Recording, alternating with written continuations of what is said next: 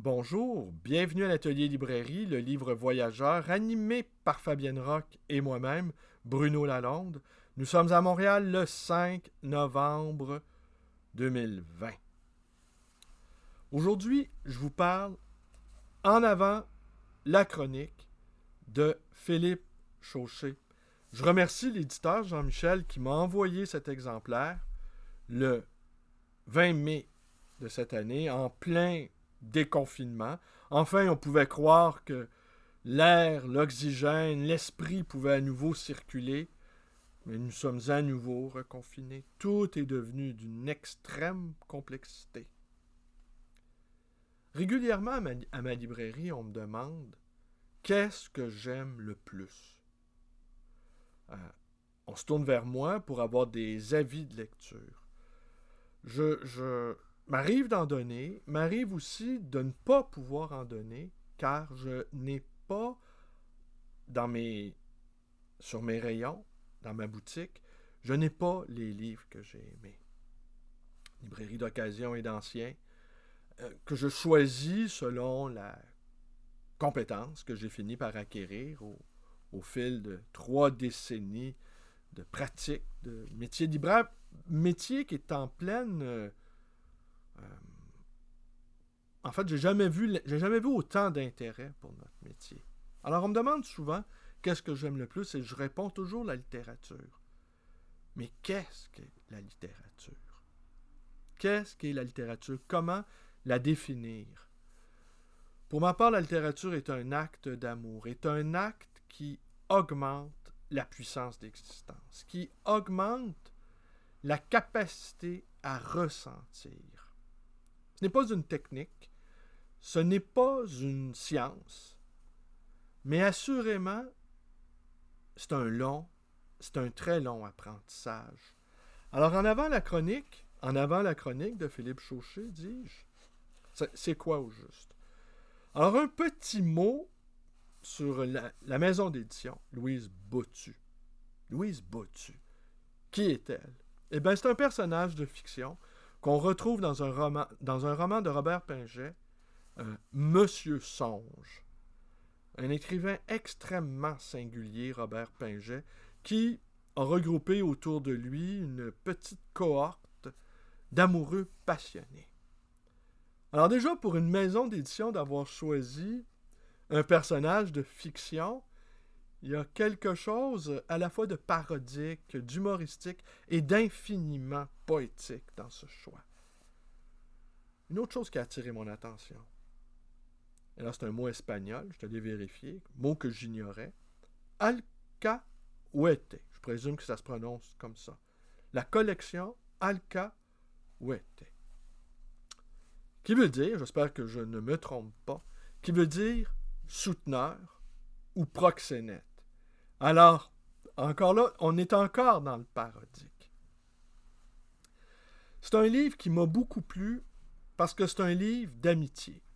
C'est 40 descriptions courtes, descriptions aussi qui invitent à lire. C'est 40 titres, environ une quarantaine, d'auteurs qui sont mentionnés et qui sont évoqués. Mais ce qui m'a beaucoup interpellé dans cette lecture-là, c'est d'y retrouver, et c'est là aussi comment la littérature est en train de, par le biais des réseaux sociaux, par le biais des diverses plateformes, des blogs, elle est en train d'irriguer, je dirais,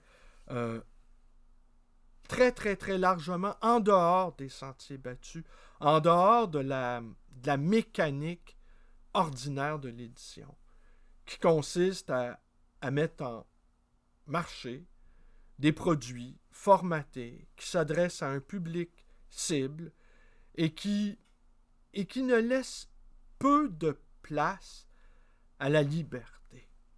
Alors souvent à ma librairie, on me demande qu'est-ce que vous aimez le plus?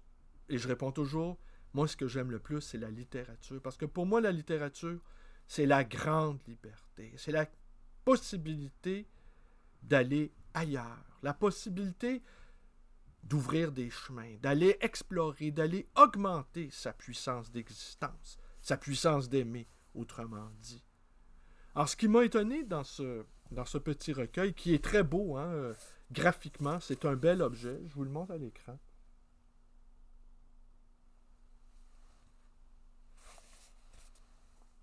Vous voyez, je vous montre la 4e de couverture, où on y retrouve des contributions de Joviane Savigno, Léon-Marc Lévy, Frédéric Haribit et Carl Diaz, écrivain, poète et éditeur. Et bien, Josiane Savigno, on la connaît, Léon-Marc Lévy également aussi.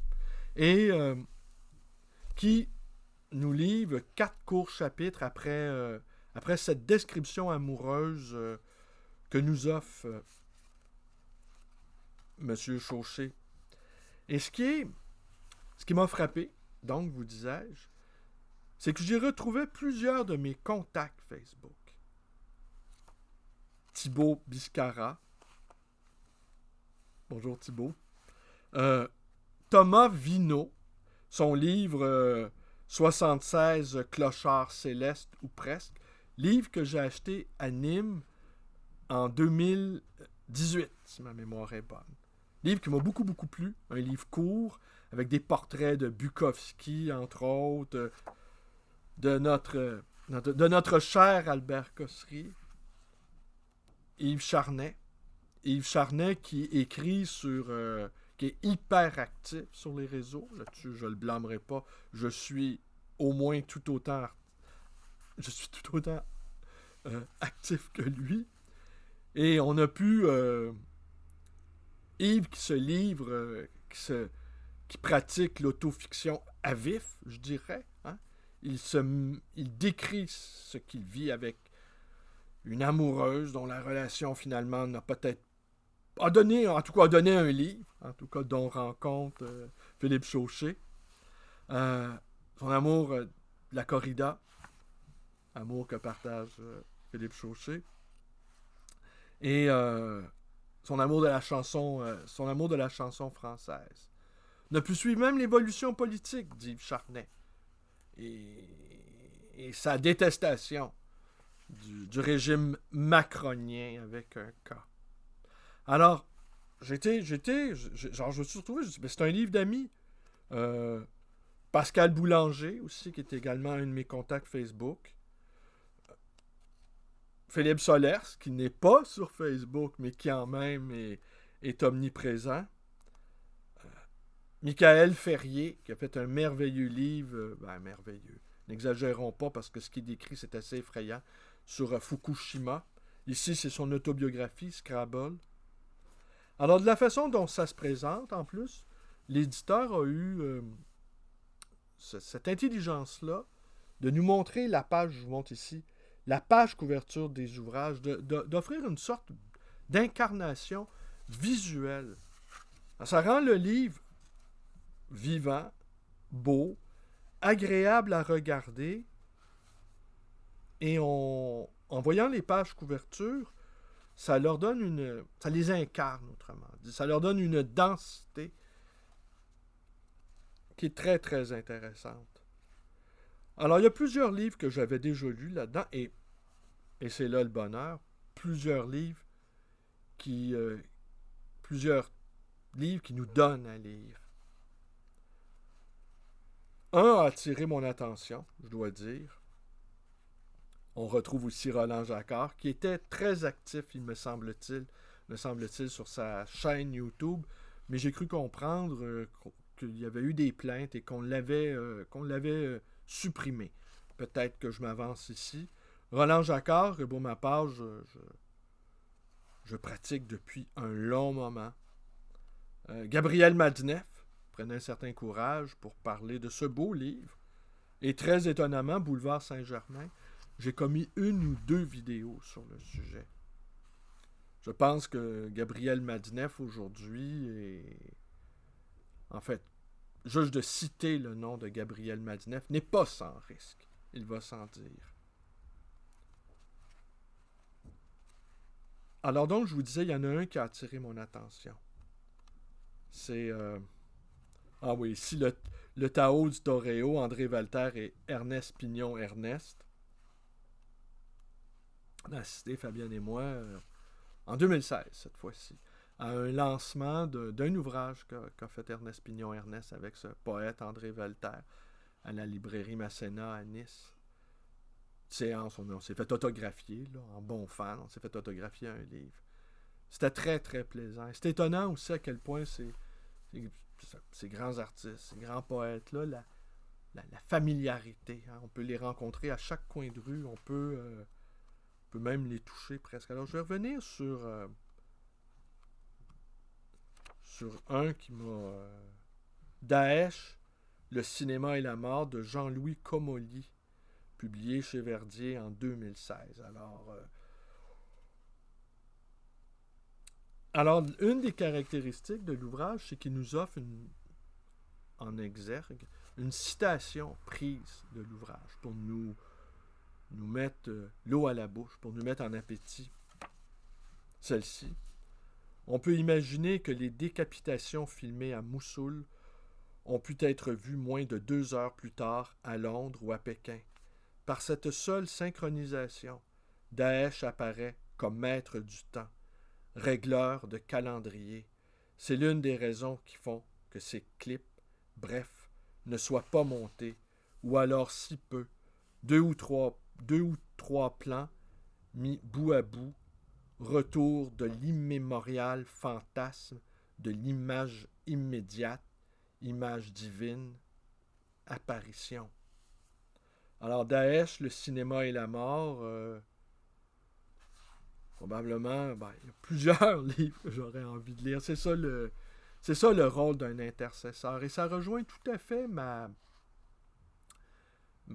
conception du critique qui ne cherche pas à être une figure d'autorité, qui cherche à nous introduire à de nouveaux univers. Et c'est là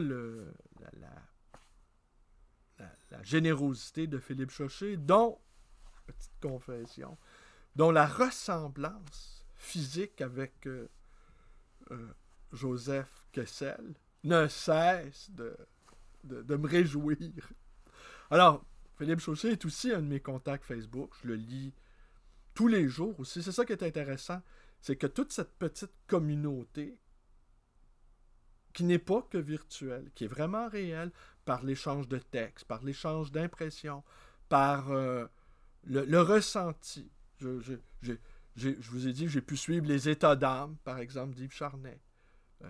Et c'était devenu même un véritable suspense, comment était pour se dénouer cette très prometteuse histoire d'amour. Les lectures de Thibaut Biscara qui nous parle de ses lectures en cours. Alors, un titre, lecture en cours. On n'en sait pas davantage, parce qu'il ne revient pas trop rarement, pas trop souvent en fait, sur ses impressions de lecture. Mais lecture en cours, c'est suffisant pour alimenter notre propre imaginaire. Et nous qui sommes de vieux lecteurs, de vieux amoureux, on est content de voir apparaître ces titres. On est content de savoir, ça nous rappelle nos propres moments amoureux, je dirais, nos propres enthousiasmes. Comme une sorte de scrapbook qu'on aurait rassemblé ou qu'un autre aurait rassemblé pour nous et qui nous rassemblerait d'une certaine manière. Les souvenirs de lecture des autres, au fond, peuvent être aussi les nôtres. Thomas Vino aussi qui apparaît régulièrement sur mon mur. Alors j'ai été en tout cas je vous dis pas, j'étais très enthousiaste à lire ce livre-là. Il m'a beaucoup plu, j'étais content de le recevoir. Mais l'amitié que m'a faite cet auteur, cet éditeur, qui est au fond un auteur aussi, qui n'est pas qu'un souteneur, qui m'a fait de m'envoyer ce livre-là, m'a d'une certaine manière, évidemment, infiniment plu, mais j'ai eu du stress, vous voyez, à faire cette vidéo-là. Des vidéos qui sont très difficiles. Les vidéos où ben, je me laisse aller à dire ce que je pense sur des sujets, bon, qui au fond intéressent assez peu de gens. Par exemple, l'élection américaine. Ben, celles-là, je peux les faire avec, parce que bon, tout le monde a une opinion là-dessus. Et au fond, qu'est-ce qu'on s'en fout de l'élection américaine? Parce que l'élection américaine, c'est quand même moins important que les livres. Hein? Donald Trump, bientôt, ne sera plus qu'un lointain souvenir. Et nous les passionnés de la chose littéraire, je pense qu'on n'arrive pas à prendre au sérieux les politiciens, au fond. On n'arrive pas à les prendre au sérieux, on n'arrive pas à concevoir qu'ils peuvent s'agiter autant pour de si misérables actions.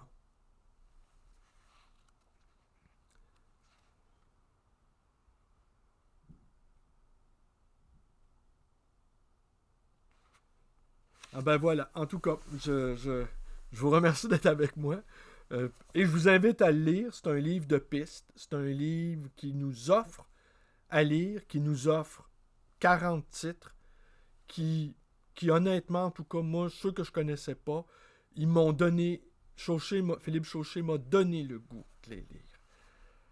Vais-je les lire à ça, le lecteur capricieux que je suis, qui n'écoute que son désir, qui est un désir pusillanime, qui est un désir virevoltant, qui est capricieux, qui m'amène là où il veut, au fond. Et je suis très obéissant face à ce désir-là. J'y vais simplement. Je me laisse guider. Mais c'est bon de voir un bon vieux routier en promenade diverses. Je vous remercie d'être avec moi. Portez-vous bien. Bonne journée à tous.